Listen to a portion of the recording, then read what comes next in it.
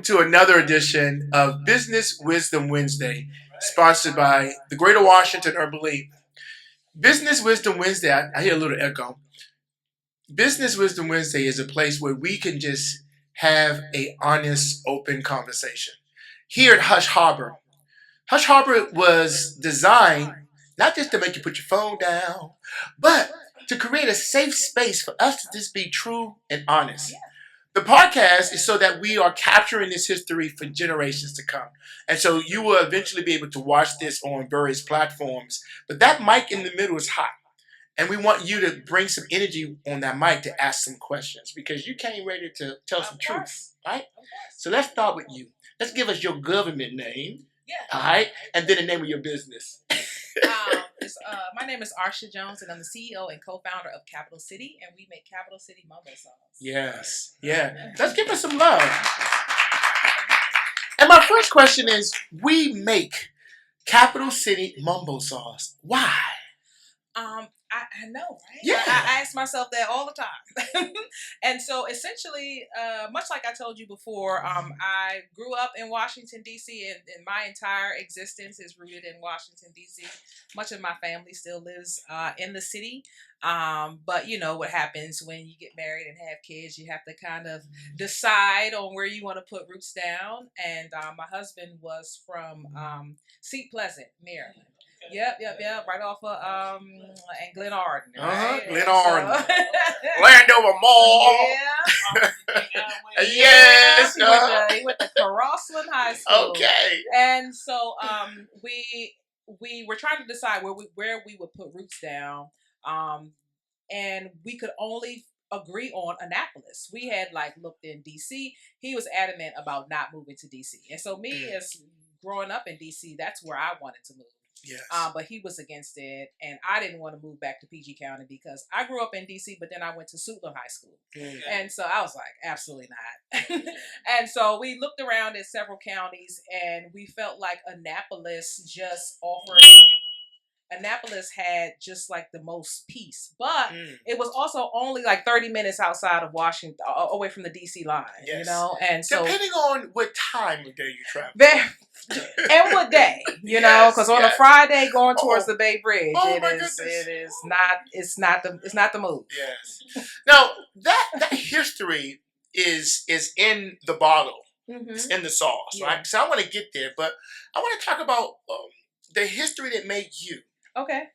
Let's give a little bit of that background because, mom and family and collective is a part of what has made your business so successful. Sure. I heard her. She said we started with we. It wasn't an I. Yeah. And so both my parents were born and raised in Washington, D.C. My dad is from Southeast. Yep. Not far from Fairfax Village, in the house we still own. My aunt still lives on Southern Avenue. There it is. And my mom, of course, grew up in Northwest. Okay. And so they always had dreams of us going to college, and creating careers for ourselves. And so we kind of did that, you know, outside of, let's see, some of the activities I participated in DC, I was in the DC Youth Orchestra. You was? Yeah. What instrument did you play? Several. I mean, I can go down the list. Okay. I didn't really have a choice though. My dad was like, you gonna get in the orchestra? My dad wasn't like, no, you don't have to play. It was, okay, if you don't want to play this, what else are you playing? You want to play? Yeah. Yeah, I did that with my daughter. She said, I'm going to do drums for a season. And then it was like, Dad, can I do lacrosse? I mean, it was like, no. And so it was, the last instrument I played the longest was the cello. Oh. Yep. And my brother plays the bass. Got it. And so, discipline. Yep. Yeah. And so, I did that for many, many years, but also had this huge love for art, and which is why my father decided that he would put me in Suitland High School, because they had the arts high school, and so that's how I ended up there. Got it. Y'all hear this, right? So our culture a lot of times is the essence, or there's something in the roots when it comes to the businesses we create. We don't just, as African American people, we don't just get into business. A lot of times that business is a part of who we are. It is. So let's go into that. Sure. Let's talk about the beginning of you saying, and I heard it back then. She said, there is not mumbo sauce where I live. Yeah. Go from Also, there. I was explaining before, like it was never a business idea to sell mumbo sauce. It happened haphazardly. Honestly, out of a need. And so I was about to give birth to my fourth son. I have four sons, and Lessons. and I would have cravings. And, yeah, appreciate that. And I was having mumbo sauce cravings, but of course in Annapolis you order it and they just give you some random sauce and it didn't really taste right. So it was my husband's job to drive me up to Sea Pleasant to Jerry's. I just love him already. He's a wonderful man. Yep. And to Jerry's on the corner of Eastern Avenue, MLK, and he would pick me up some wings. But you know how mumbo sauce is in wings, like you gotta eat it like right there, as soon as you right there. Right? But also, if you know Jerry's, like it ain't a place where you like sitting inside and eating. You know, like you get your food and keep it pushing, right? And so it was either eat outside of Jerry's, right, or then drive the food 30 minutes back down to our house in Annapolis. And then, fried chicken is just, don't travel well with sauce on it, you know? And so I was like, man, I really want to learn how to make this at home so that I don't have to do this, number one. Then number two, I could share it with the other kids, right? Because like when we were going on these mumbo sauce runs, we weren't bringing the kids with us. So they have no connection. Mommy and daddy gone again. Yeah, we'd be back. Mommy and daddy gone again. And so that's how it started. I just started playing around with different versions of what I liked, and I would make it in the house. I would make it like once or twice a month, and the kids would eat it with wings or nuggets or whatever. And then in-house taste tasters. Exactly. And also our first employees.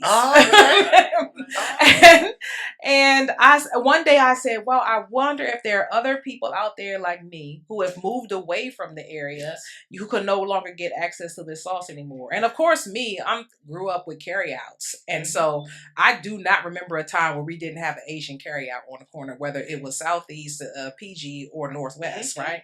And so in my mind, I was like, well, people really love the mumbo sauce that they're used to eating in the neighborhood that they grew up in, right? I said, so I'm not even going to compete with them. What I did was... No, notice how she got this finger, and I'm hoping y'all getting this, right?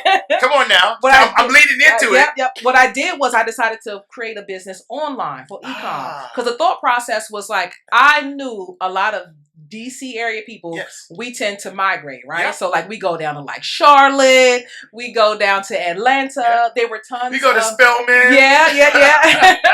And there were tons of us who also are in the military, and so that's how we would advertise to them. So we would ship bottles of mumbo sauce out to our military bases, and out to other places. And no, I didn't read that in my investigation. Yep. Oh my goodness. We were online only, and then we would get customers who also were in the area, DC or Maryland, and they would start to email us and say, why can't we buy this local? I'm tired of buying it online. Especially as you get older and you're a little bit more health conscious and you want to know what's in your food and just aware of the ingredients that you're eating. And so we were like, and you didn't ask Mama salt. You didn't ask Mama was in there. You was like, just put a little bit more of that on there. That was before we cared about allergies and coloring and everything else. Oh my goodness! So the need started with your desire, and then you created a market through testing with your children, and then taking the market online. Correct. That market online reached people all over the world. How? When did it click that you had something? That's a great question. It clicked that we had something when about 2 or 3 months after we launched. 2 or 3 months? Yeah, 2 or 3 months after we launched. Okay, you're right. We the Washington Post had reached out to us, right? And like when you're born and raised here, the Washington Post is just our newspaper, right? Like you don't really think too much about it. Not really considering that it's a nationally, a worldwide, circulated newspaper, and because it has that post everything. Everything that goes on in Washington D.C. is printed in there, And so they reached out to us and they're like, we're going to do a story on you guys about Mumbo Sauce and the history. And they were like, oh, okay, that's cool. And so we thought we would be on the inside. You know, we're all like the local newsy. So you know, on the main pages is like on the main page is like, you know, politics and like big news. But then when you want to see like local news, you turn in for the metro section, right? Section. Yeah. And so to us, like, we were like, okay, we done made it. We done made it to the metro section. It's all the way live, right? This is 3 months. Yeah. And so what we did, you got to be prepared. You got to be prepared, which we were not. So I'll share. Yeah. What happened was, unbeknownst to us, is that they ended up featuring our story on the front page of the Sunday Post. Sunday Post. And it was right below the fold. And it was a picture of me talking about the Mumbo Sauce, pictures of me filling these bottles. And I was, because we started, if you know the Sunday Post, you know that they printed like on like Saturday. Okay. And so we started seeing sales coming in on Saturday. Wow. Like next thing you know, it was about $15,000 in sales overnight, and we were like, "What is going on?" Yes. And the Sunday we picked up the newspaper, and we was like, "Oh my goodness!" Yes. And we were on the front page, and that's when we knew, "Oh my goodness!" Yes. Yeah. 3 months in. Yeah. Okay. All right. And I was still working a job. Because I was about to ask you, when you think about your start, right? Mm-hmm. It was a need. But it took a lot to get that recipe right into the bottle, packaged into. So let's kind of unpack this. The business grew, but there's some planning, there's some development. To be fair, I had an unfair advantage. Okay, and so I'll tell you how. Okay. So remember, I said that I had transitioned from playing the cello to focusing on art, and that's why I went to Suitland High School. And so because of that, Suitland High School, they pushed us to go down to VCU, and I ended up going to VCU as an art student. Okay, and I learned graphic design and website design and how to build websites. Okay, right. Yes. And so that gave me an unfair advantage. So when it was time for me to probably being prepared. You were probably being prepared. If you didn't know it. I didn't know the time. But that's what it was. I have a BFA, a Bachelor's of Fine Arts, because I illustration. But I left with an understanding of graphic design, e-commerce, website design, social media, and so that was my unfair advantage. I knew how to do all of those things myself. Yes, I love it. And in that development stage, you are tapping into really those steps of saying all that I need, I have. Yeah. And then you leaned in. Yeah. Tell me about the people that leaned in with you. Because you talked about the we. Yeah, I know. I speak that way a lot. It's conditioning. And so honestly, it was my husband. Okay. And so I'll be transparent in case you don't know. My husband passed away in 2019. All right. And so, but I'll sometimes I will speak as if he is. Yes. Bring that energy. So I just don't want to be weird if y'all Google it. I'll be like, wait a minute. It's all good. It's all good. And so he was my biggest supporter, right? Because I think he had been used to me having so many different ideas, because I was one of those people. And one thing I didn't share was that when I was in Richmond at VCU, I used to intern at the Greater Urban League of Richmond. Oh, yeah. Okay. Some urban leaders. You got some skill sets here. Okay. Yeah, because I was trying to get my foot in the door in graphic design. And so what I would do to grow like my portfolio, I would reach out to nonprofits in Richmond to just help them like create like flyers and brochures. You've been doing business. Amen. Yes. She's a DC sister. Yeah. It's about that hustle, man. Yeah, it's all about that It was like, I just didn't want to be broke. No, you know? My goodness. Or broke in. Because see, a lot of times, business ideas, the first one don't work. Yeah. It not just breaks us.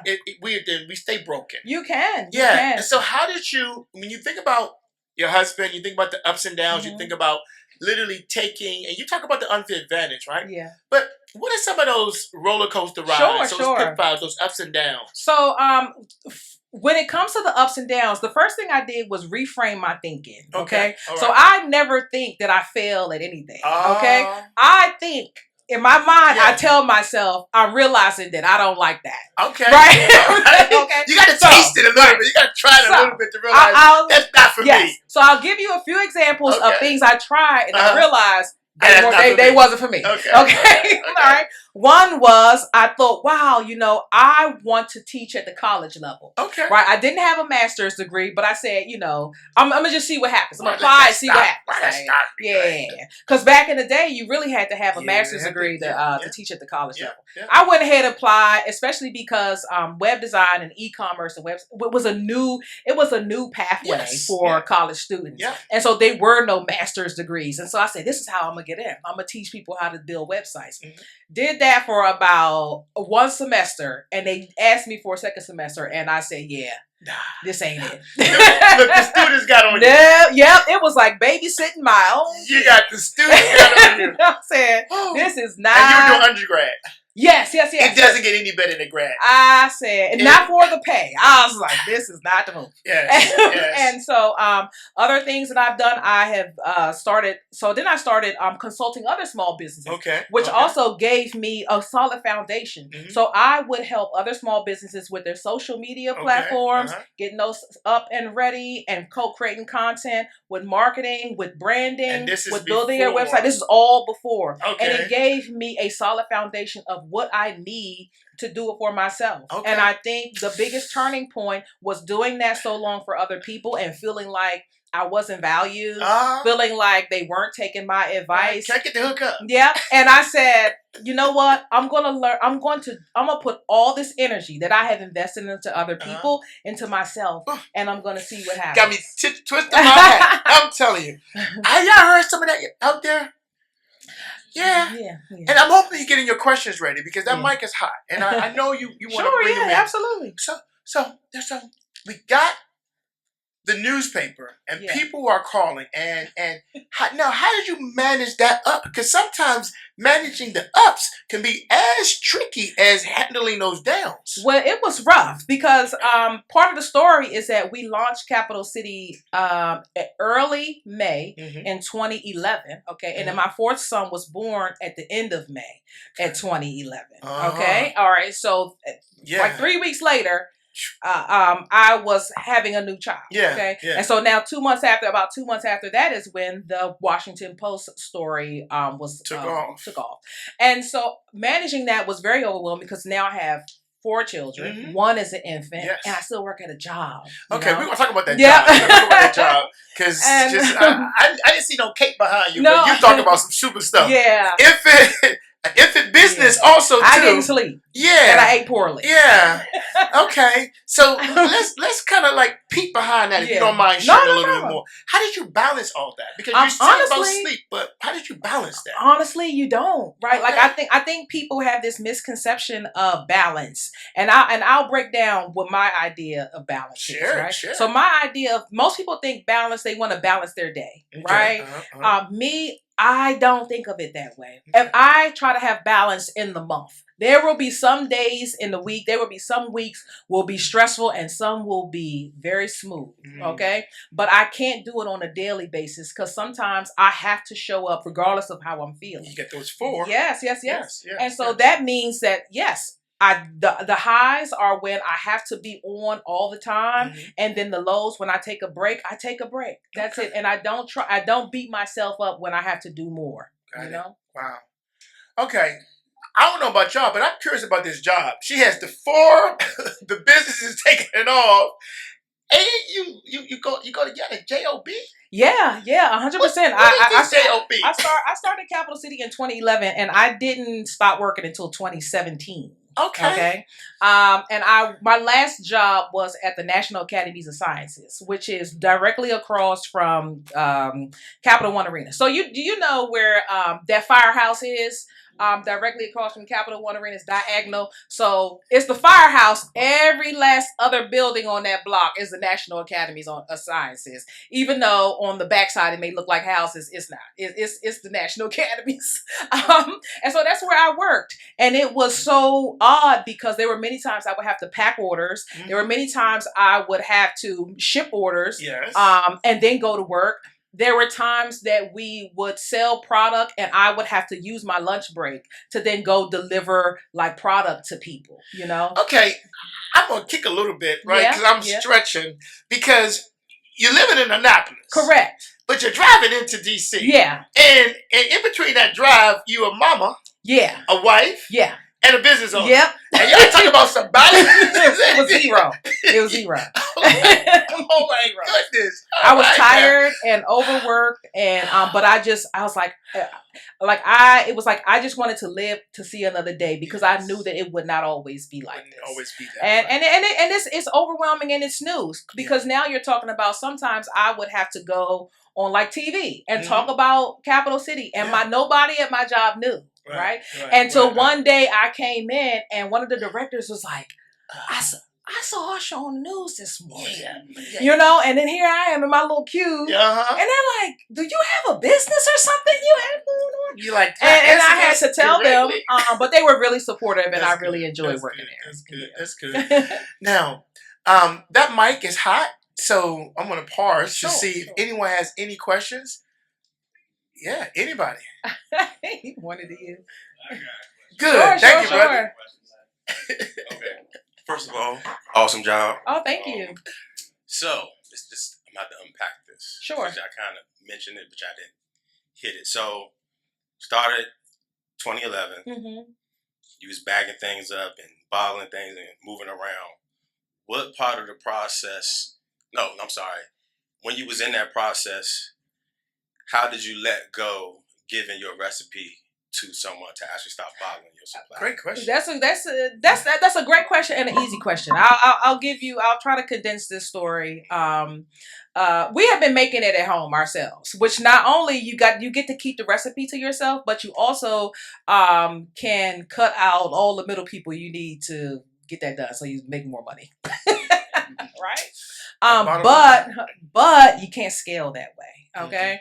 And so our first real world understanding of that was when we decided to reach out to Murray's, right? And so Murray's Foods, everybody remember that? Yeah. My restaurant is right down the street from Murray's. Yeah. And they had their big warehouse on Pennsylvania Avenue, right? Okay.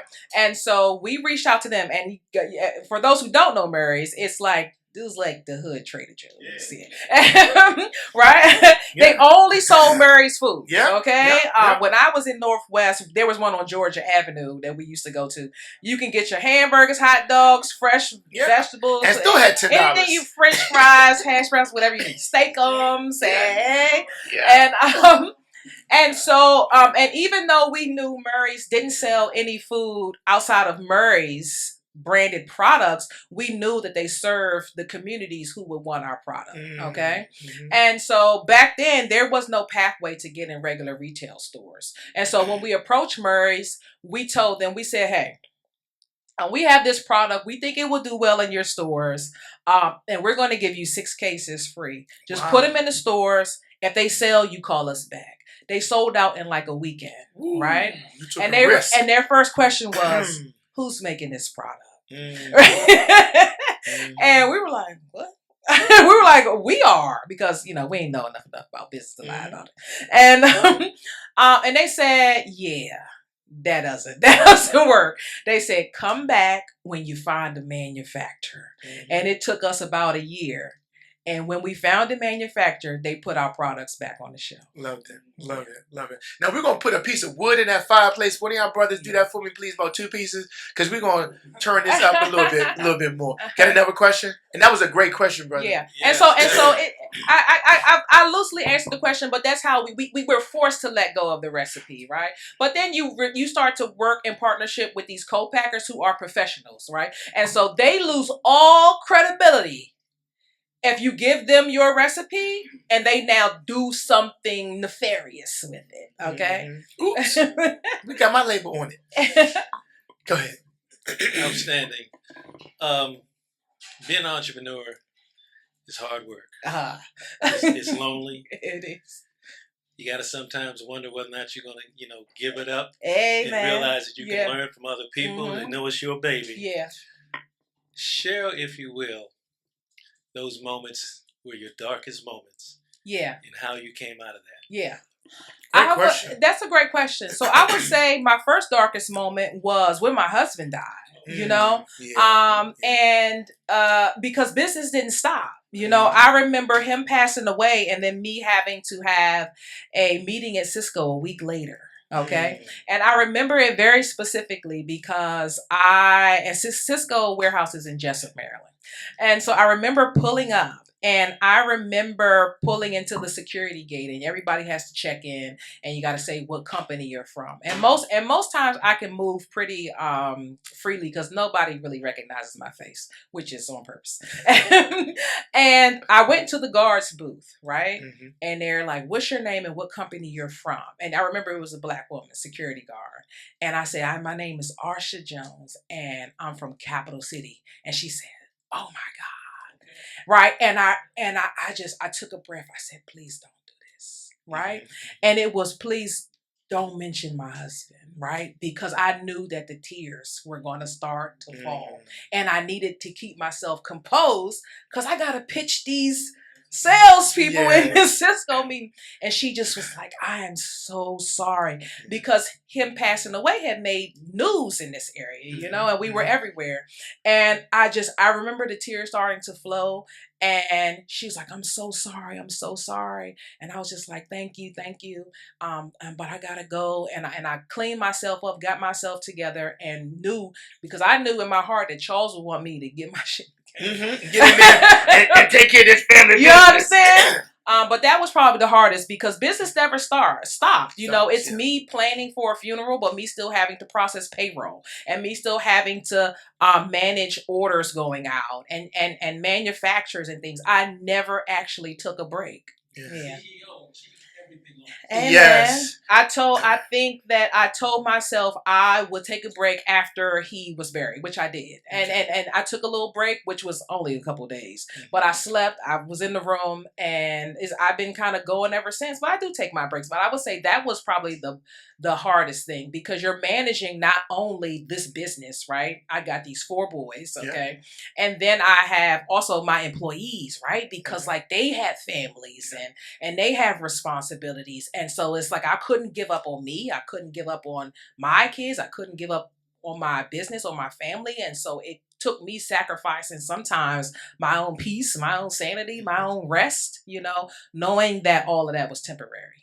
Wow. Thank you. Yes.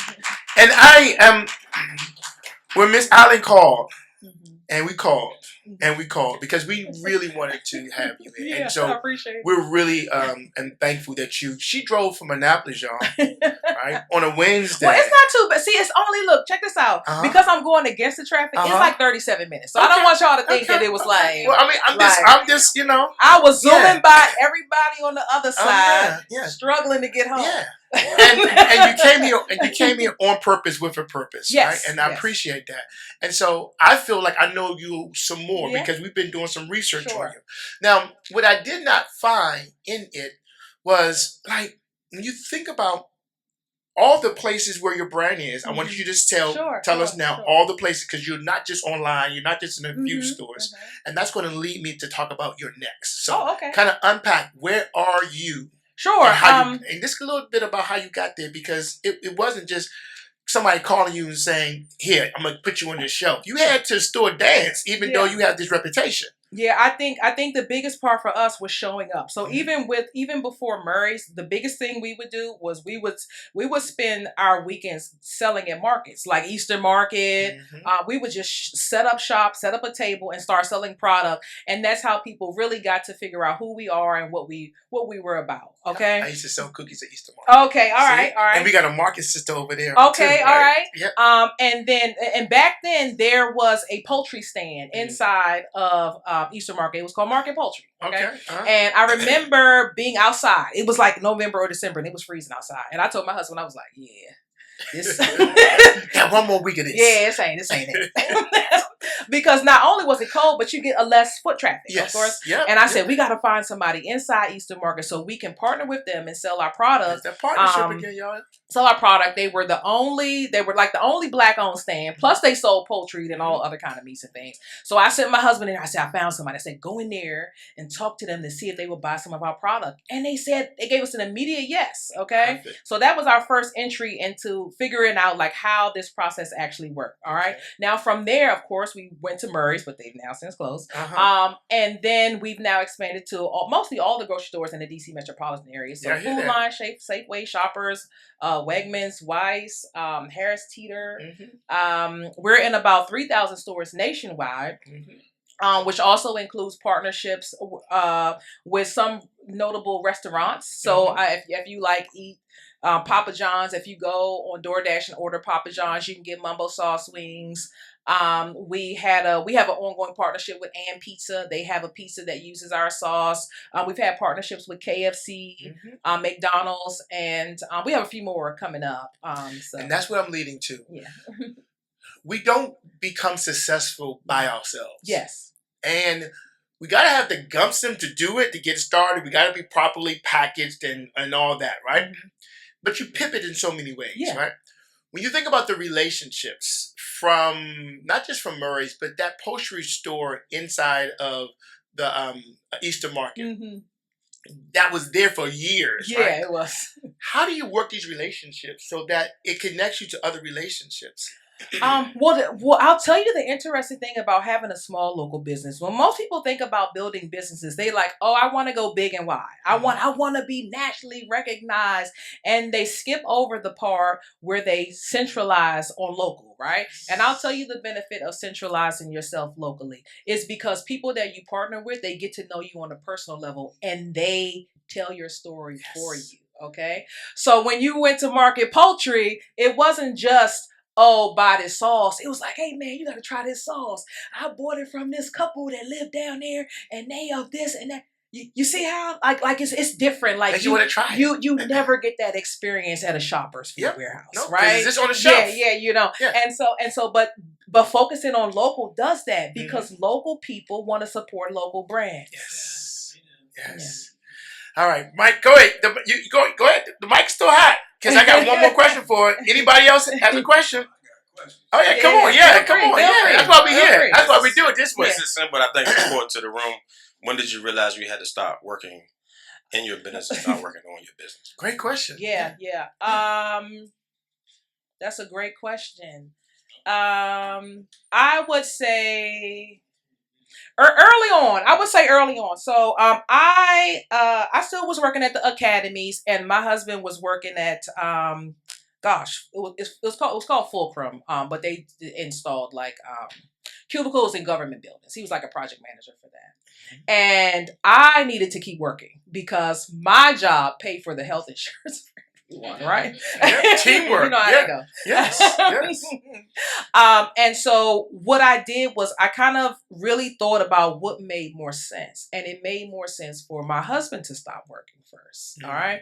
So that's what we planned for. We started making enough money so that he could be in the warehouse full time, especially because he was there receiving product, shipping it back out. And so I worked really hard. So keep in mind that I not only had the Capitol City, right? I had my full-time job, but I was still like freelancing and working for other people. I had like 3 or 4 jobs that I would do. You're Jamaican. I know. No. Okay. You can tell us it's all right. No, but I have a kinship towards them. I hear you. I love it. Me too. Yes.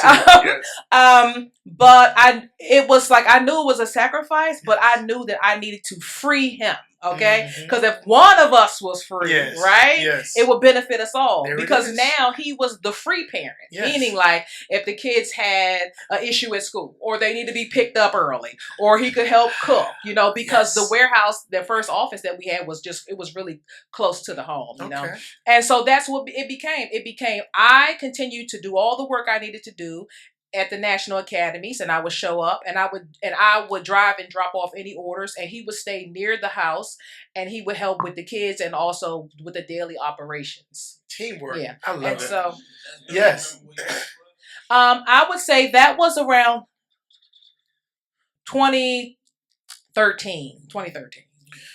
So we knew that everything went well, 90% of everything went online during COVID. Yeah. How did you swing that? How did you benefit from that COVID swing? Strangely enough, right before my husband passed, we were working on being onboarded at several different retailers at the same time. Mm-hmm. We were working on getting our product in the military commissaries. We were launching into Target, and we had just gotten set up on Amazon. Okay. All right. Okay. And so keeping in mind, he passed away at the end of 2019. Okay. So keep in mind that now what happens? The pandemic is spring 2020. Mm-hmm. Okay. You're so right we there. had all of our processes in place to be able to capture sales that were coming through Amazon, and also have our product at Target, Walmart, and all these different stores as the pandemic started to really kind of go underway. Yeah, and so home, and so people and were home. everything. Yep. And so because we had organized such a strong distribution network through Amazon, we were able to have our products not only in the distribution centers here, but across the United States. So anywhere you go in the United States, you can get our product in like a day. And when you got into the military, so our product is available at the military commissaries, around anywhere there's a grocery store on a military base. So that's here in the United States, but also overseas. Now, one of the things that we're doing super local now at the Greater Washington Urban League is getting our businesses to know it doesn't happen overnight. And also that infrastructure, like my brother just said, working really on the business and then working in the business. But a lot of times we still don't dream big enough for our business. How do you see tomorrow for your business today? I think that I dream in layers. Okay. And so I would say that my goal in my head initially was like, wow, this could be actually a really big business, even if we only stay local. Okay. We could be a multi-million business local. All right. And so that's what my dream was. I was like, okay, I'm gonna just get in all the grocery stores in the DC metropolitan area. Okay. Then one day I blinked my eye and we were there. Yeah.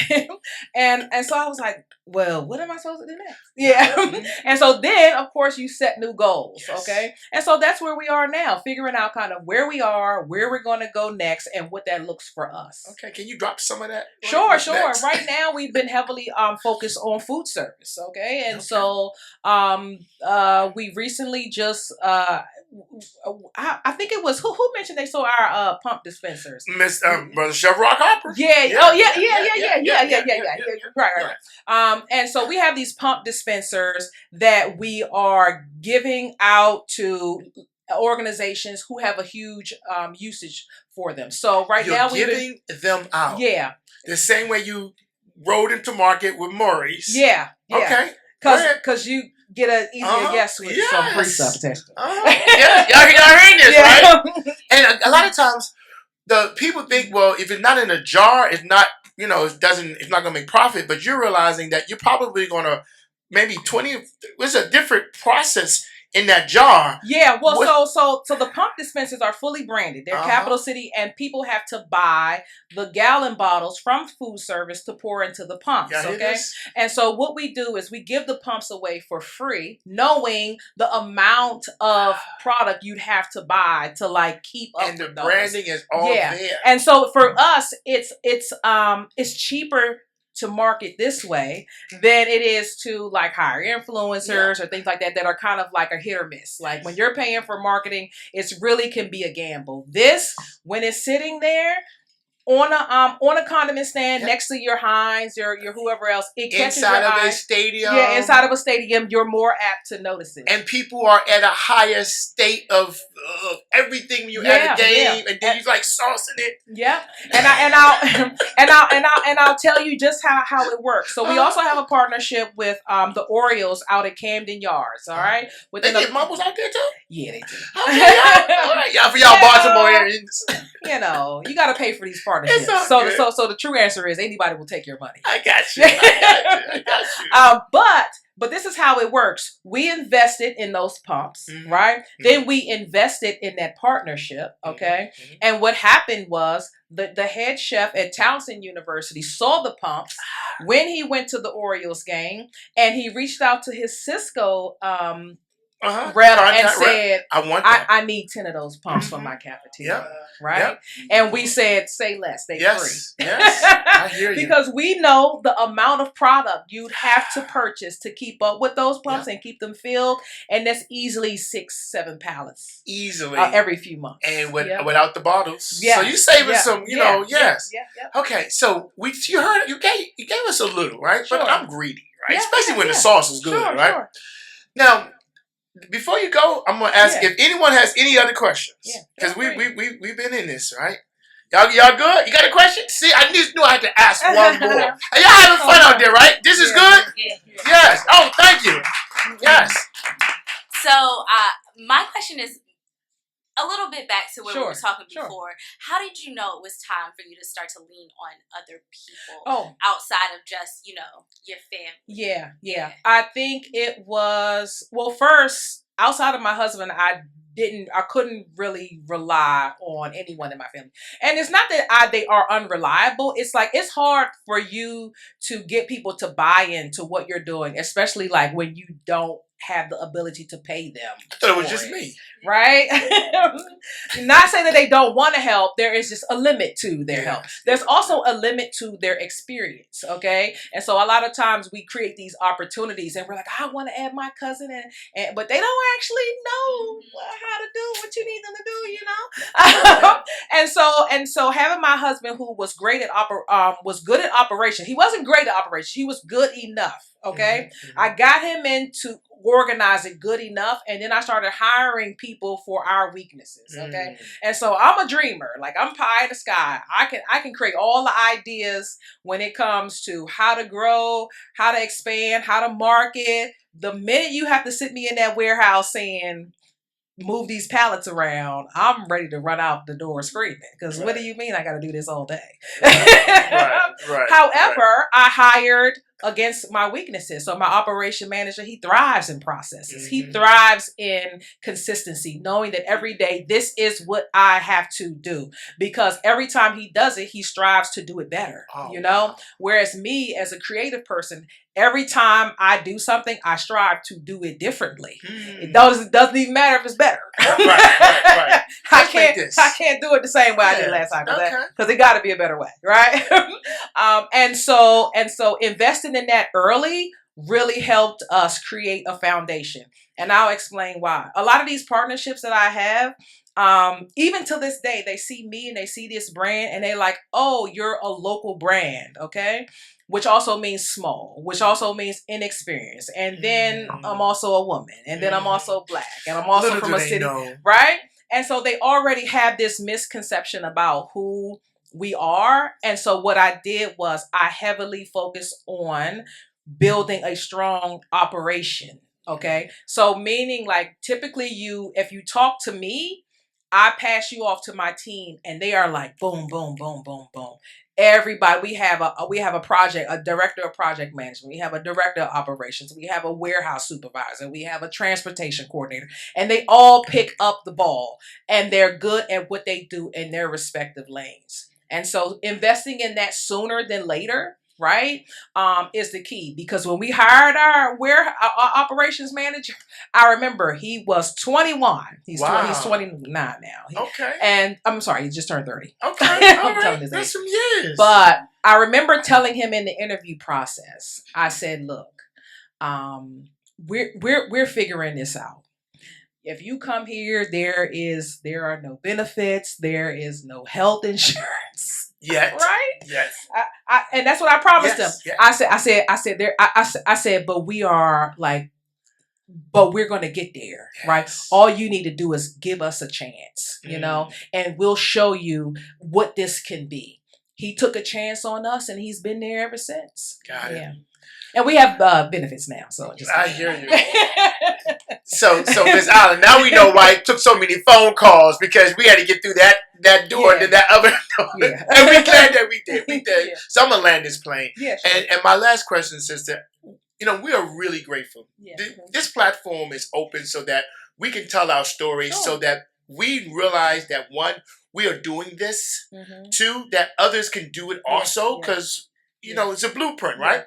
But we want to also be a part of your next. Yeah. So how do we tell your story? Not the one of your past, because we've had the sauce. How do we begin to also say what this sister's about to do? Because y'all about to hear what the mumbo sauce is about to do. So we can say and tell the world that you coming, you're here, and you're doing it. I appreciate that. And so what benefits me the most is number one, I never center myself in this conversation, okay? Because my company, Capitol City, has always been about Washington, D.C. I'm just like the person who is leading the mission, okay? My goal is to tell the story of Washington, D.C. Most people who are not from Washington, D.C. or this area, they have this misconception of what we are, okay? They know the Smithsonian, they know the White House, they know Congress, they know all the foolishness that goes on down there, right? That blonde guy. And they don't really take time to get to understand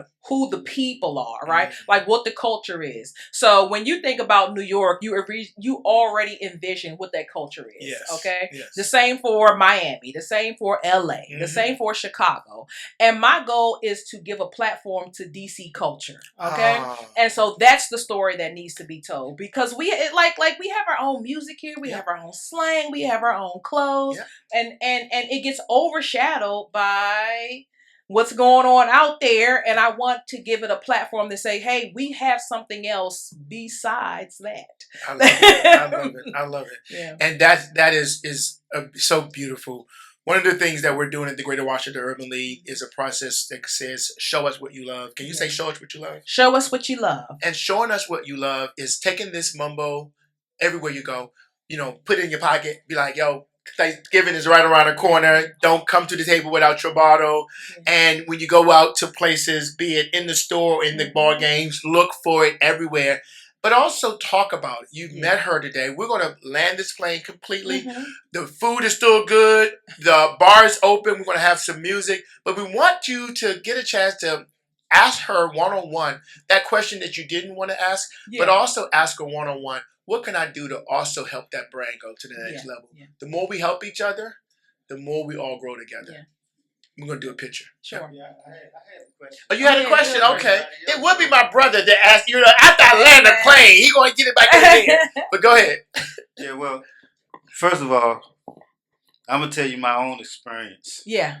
After hearing that you was going to be on our podcast. Uh-huh. I'm in Walmart. Okay. All right. And as I'm walking, I see a whole tall shelf of Capitol City Mumbo Sauce.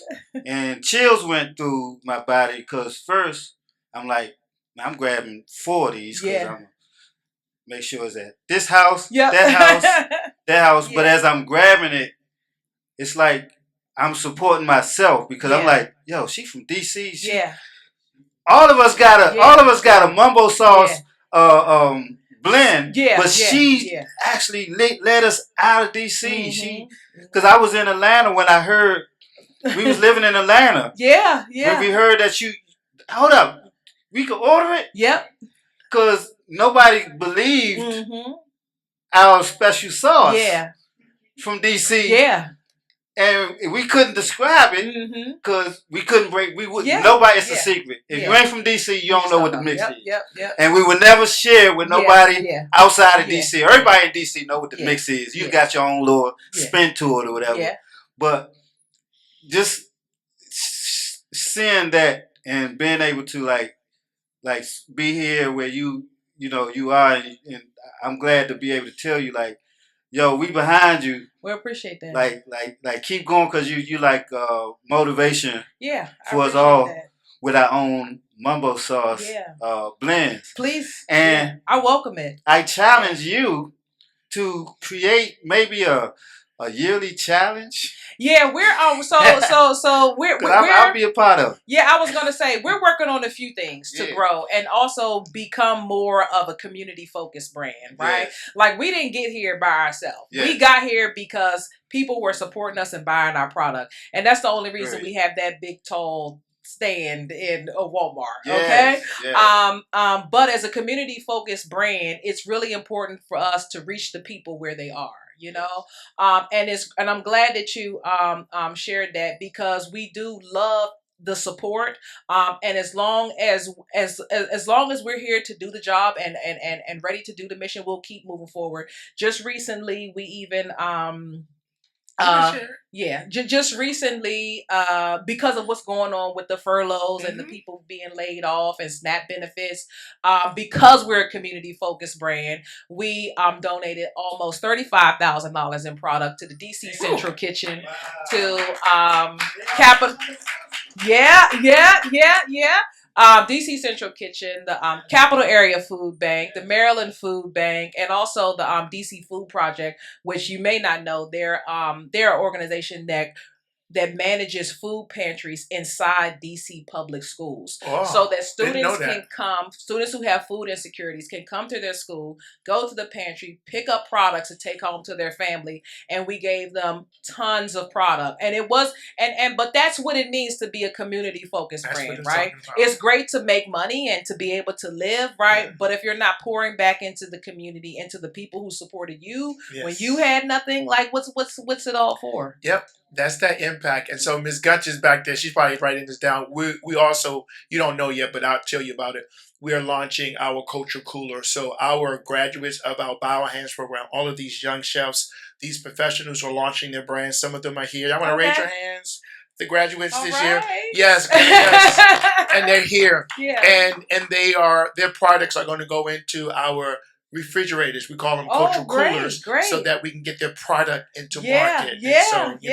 Well, congratulations. It is a huge deal. Like I know we got to end this, but when I started 14 years ago, there were no opportunities like this. It wasn't available. There were no pathways. There were no programs. And so one of the things I strive to do is give people the support that I didn't have. That's okay. Right. Amen. And so I'll stick around. If you guys have any questions or anything, feel free to ask. And take some pictures with her. I'm sorry. Well, all our phones No. The picture's right here. All right. Here.